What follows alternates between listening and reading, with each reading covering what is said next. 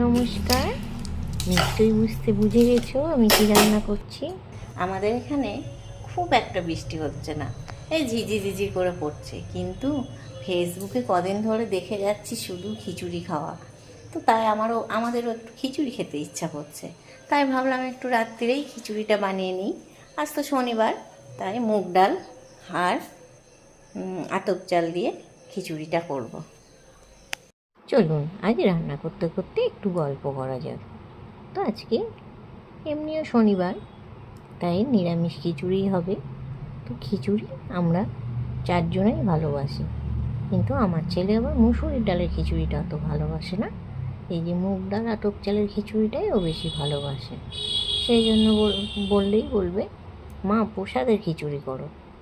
তো সেই জন্য আজ এমনিও শনিবার, নিরামিষ হবে, সেই জন্য আমি মুগ ডাল আতপ চাল নিয়ে বসে গেছি খিচুড়ি রান্না করতে। আর এদিকে খিচুড়ির সঙ্গে বেগনি, সেটাও ছেলের আবদার, খিচুড়ি হলেই বলবে বেগনি করো। তো এই জন্য আমি এটা ঠিক করে লাগলাম বেটারটা।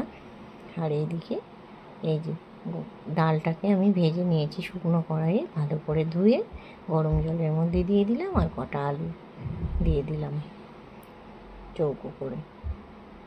এই ডালটা ঢেকে দিয়েছি একটু তেল দিয়ে। ডালটা একটু হওয়ার পর এই যে হলুদ আর সামান্য নুন দিয়ে দেবো। নুনটা আবার পরে আমি যদিও দেবো, তো এখানে অল্প করে দিয়েছি। ডালটা হাফ সিদ্ধর পর এই যে চালটা ধুয়ে দিয়ে দিলাম, আর কাঁচা লঙ্কা, তার সঙ্গে দেব আদা বাটা। আদা বাটাটা যদিও পরে ফোড়ন দেওয়ার সময় দিলেও হতো, কিন্তু আমরা আগেই দিই, সেই জন্য দিয়ে দিয়েছি। আর ছিল ফ্রোজেন মটরশুঁটি, গাজর ছিল ঘরে, কিন্তু আমার ছেলে পছন্দ করে না বলে গাজরটা দিইনি। এই যে আমার খিচুড়ি প্রায় হয়ে এসছে। তো জানেন তো, আমি এখনও চাল ডালের মাপটা ঠিক বুঝতে পারি না। শাশুড়ি মা মেপে দেন না, জিজ্ঞেস করে নিয়ে দিই। তো আমার দেখলাম নুনটা কম আছে, নুনটা দিলাম।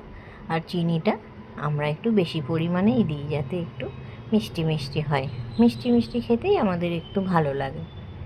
খিচুড়ি আমার হয়ে গেছে। এরপর মটরশুঁটিগুলো তো খুব নরম, ফ্রোজেন মটরশুঁটি, সেই জন্য একদম লাস্টে দিলাম। আর এদিকে ফোড়ন দেবো বলে কড়াইয়ে সর্ষের তেল, আর এদিকে দিয়েছি জিরে, তেজপাতা, শুকনো লঙ্কা ফোড়নে দিয়ে দিয়েছি। দিয়ে ভালো করে খিচুড়ির মধ্যে ঢেলে নাড়িয়ে নিলাম। আর এদিকে